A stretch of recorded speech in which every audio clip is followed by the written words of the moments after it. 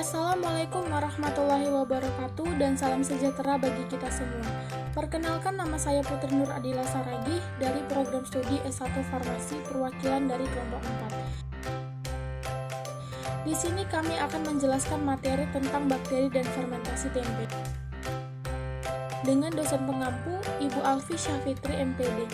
Adapun anggota kelompok 4 terdiri dari Angelina Saharani Rajaguguk, Putri Nur Adila Saragih, Tince Ezra Desena Sihaan, Thomas Juvin Setiarman Hulu, dan Yesi Puspitasari. Bakteri adalah kelompok mikroorganisme yang tidak memiliki membran inti sel.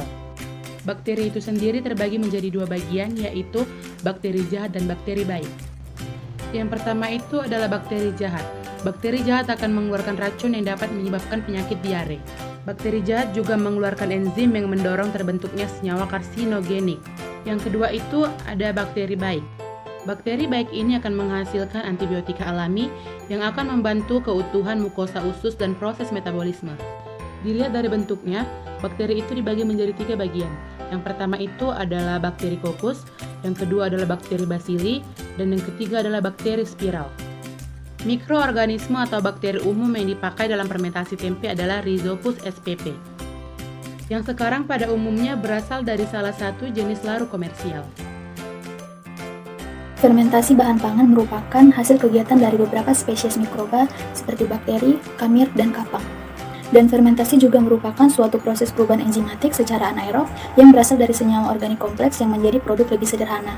Proses fermentasi ini menggunakan mikroorganisme yang tidak bersifat patogen sehingga aman bagi tubuh. Proses fermentasi ini juga menghasilkan seperti gas, asam, dan alkohol. Beberapa manfaat dari melakukan proses fermentasi ini yang pertama adalah dapat mengawetkan makanan lebih tahan lama, menambah kandungan nutrisi makanan, dan yang terakhir adalah menambah variasi makanan karena adanya proses perubahan warna, tekstur, aroma, dan rasa. Keberhasilan fermentasi sangat bergantung kepada lingkungan sekitar. Hal ini terjadi karena mikroorganisme yang digunakan membutuhkan lingkungan agar dapat tumbuh dengan baik. Ketidaksesuaian kondisi lingkungan saat proses ini bisa membuat proses fermentasi tidak berjalan dengan baik.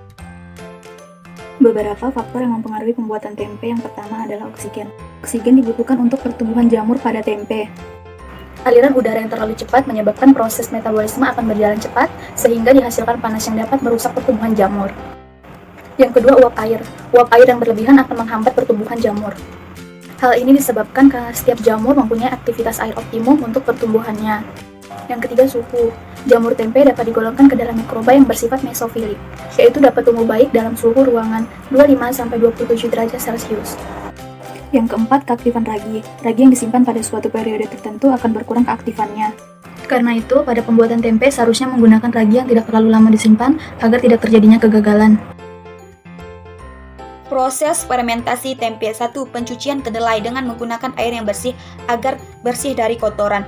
2. Perebusan kedelai yang dilakukan pemakai panci untuk merebus kedelai agar proses hidrasi, yaitu penyerapan air sebanyak mungkin ke dalam biji kedelai. 3. Pengupasan kedelai dengan tangan sendiri yang bertujuan untuk memudahkan miselium jamur sebagai agen fermentasi tempe agar dapat menebus ke dalam kedelai.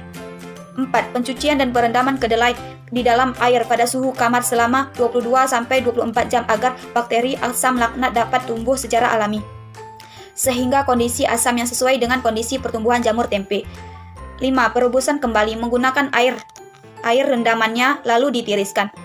6. Inokulasi dengan menambahkan ragi komersial, tempe atau laru atau usar. Dapat juga digunakan kultur Rhizopus oligophorus murni yang biasanya digunakan oleh para ahli penyajian dengan teknik fermentasi modern. 7. Pembungkusan dan ditempatkan dalam wadah untuk fermentasi dengan menggunakan seperti daun pisang, waru, jati, plastik, dan lain-lain.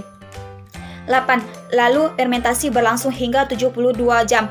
Menurut penelitian Sayuti, menggunakan kemasan dalam pisang, daun, waru menggunakan kualitas lebih baik dibanding dengan menggunakan kemasan plastik karena menggunakan dan lebih kendap cahaya udara dapat bersirkulasi dengan baik dan kelembapannya lebih terjaga. Proses fermentasi atau tempe berlangsung selama 40-48 jam.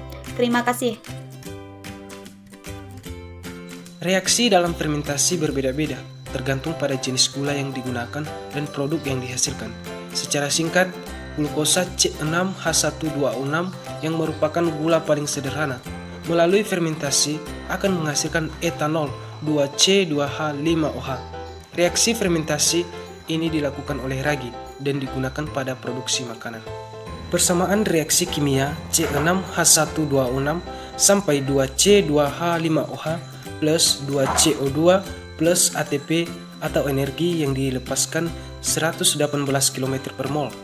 Dijabarkan sebagai gula, glukosa, fruktosa atau sukrosa, alkohol etanol plus karbon dioksida plus energi ATP. Sekian penjelasan dari kelompok kami. Jika ada salah kata atau perbuatan yang kurang menyenangkan di hati, kami segenap hati dari kelompok 4 meminta maaf. Dan saya akhiri dengan wassalamualaikum warahmatullahi wabarakatuh dan salam sejahtera bagi kita semua.